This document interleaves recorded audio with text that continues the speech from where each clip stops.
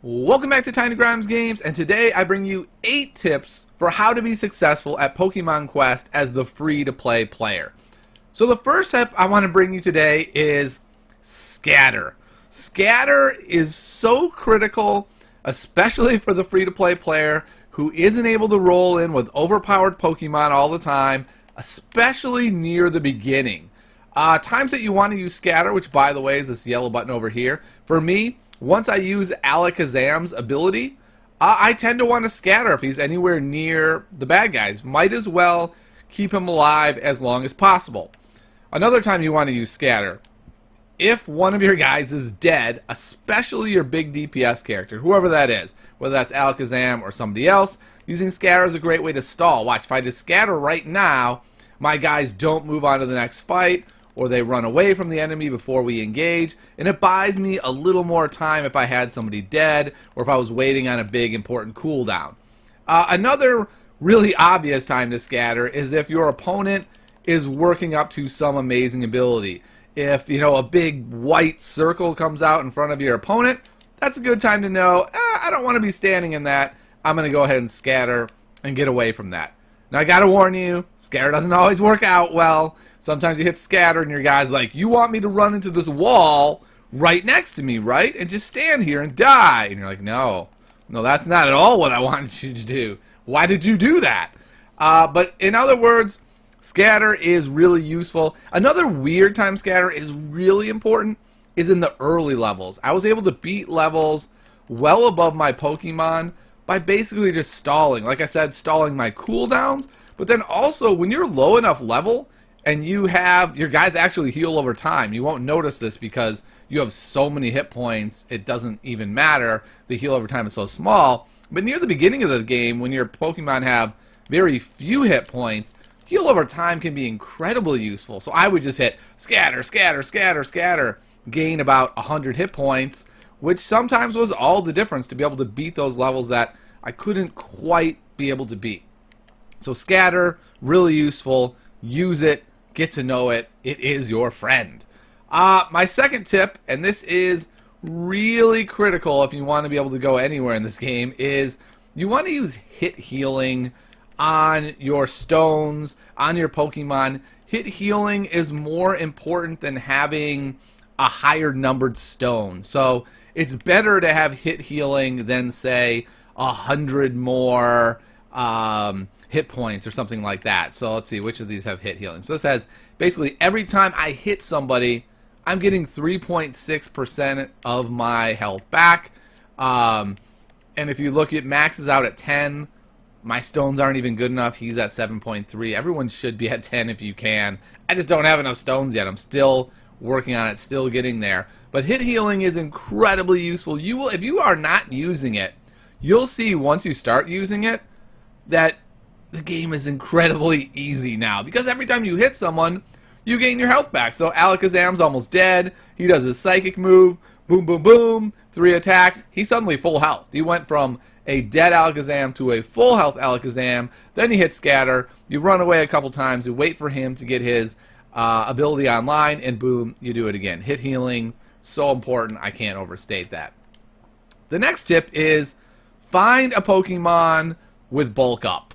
Bulk up is just really awesome. For me, this is Machamp. Machamp is an awesome free-to-play Pokemon that's easy to get, who has bulk up. This ability is just nuts. I don't know how this is even in the game. You get to raise damage and reduce damage. Raise damage you do, reduce the damage you take at the same time. So, of course, you use this ability with sharing stones, so that every time you use it, all of your buddies get more damage that they're doing. So somebody like Alakazam, or whoever your DPS Pokemon is, does this insane amount of DPS because of bulk up. Bulk up is so important. You're going to want it. It's great. Alright, the fourth tip I want to give you is use a good lineup, right? You can use random Pokemon forever. I was using Blastoise as my main Pokemon. I had Geodude with him to be the tank. And I think I had a Growlithe at one point, and it was fine. I did fine.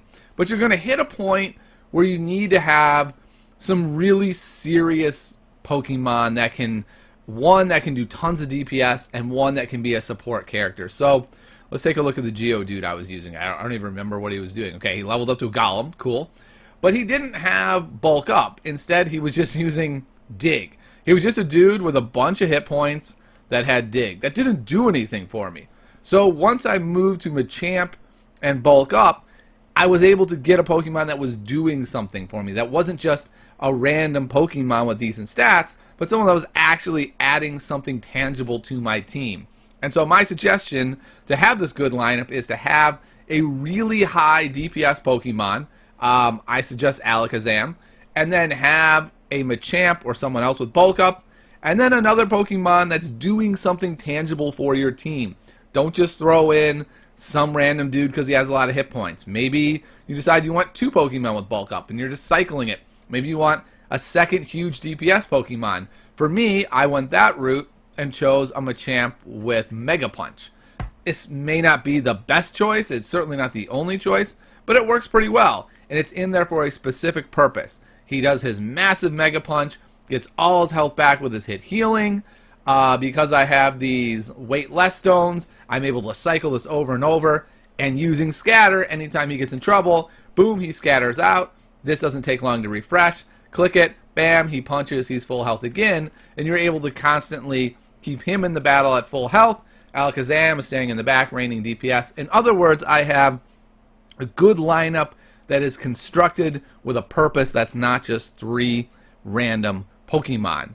The next tip is closely associated. Make multiples of the Pokemon that you want. So try to isolate fairly early what this lineup is going to look like. Maybe do some research if you disagree with my lineup. But if you agree with it, make tons of Abras, because you're going to need to find an Abra that has one ability. My old Abra, my old Alakazam, had 2 abilities. It diminished him quite a bit and diminished him substantially for having the computer automate it, because the computer would just randomly not use Psychic and then die. So you want to be able to make tons of him. So I made so many Abras. I probably made 30 Abras, because you're also going to need to change their moveset. The Abra will not come with Psychic, and Psychic is kind of a rare move. Go ahead, check out my Alakazam video into how to make the best Alakazam. But the bottom line is you're going to need a lot of Abras to do this. So you need to pick Pokemon that you can make a bunch of. Abra, the mats aren't that hard to acquire. It only takes actually 2 rounds to make one. So he's like the perfect one to make right away and try to make a really good one.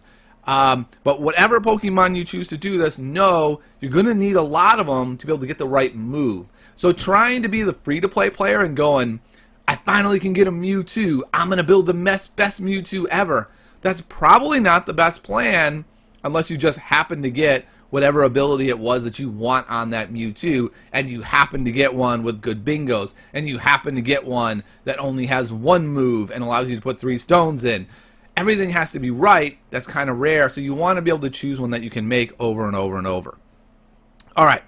The next tip on my list is know your recipes and make sure that you're making that one that only makes that one Pokemon or comes close. So Abra's a great one that once you find the Abra recipe, you can just use that recipe and you always know you're going to get an Abra.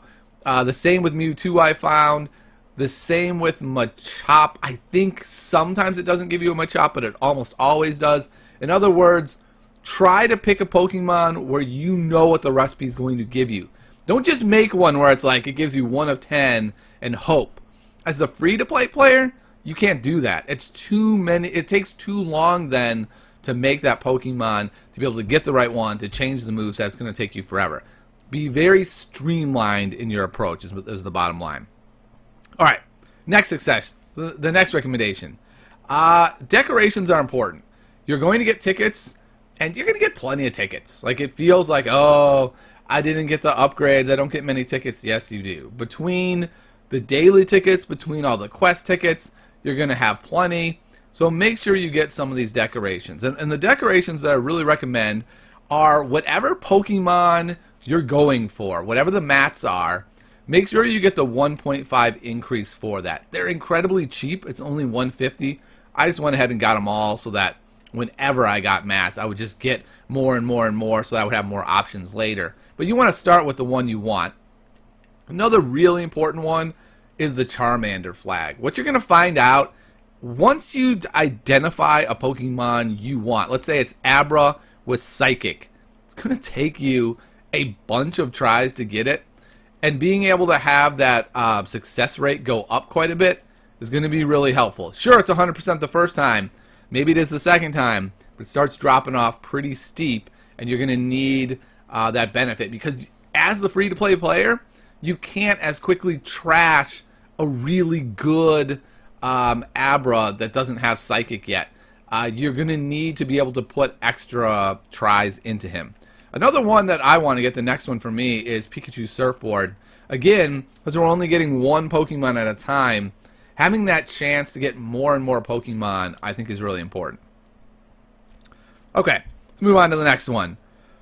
Where should you be grinding is the next best question, and I think there are two places that I've identified as the best spots to grind out. The first one is 12-3. If you need mats, 12-3 is a great one.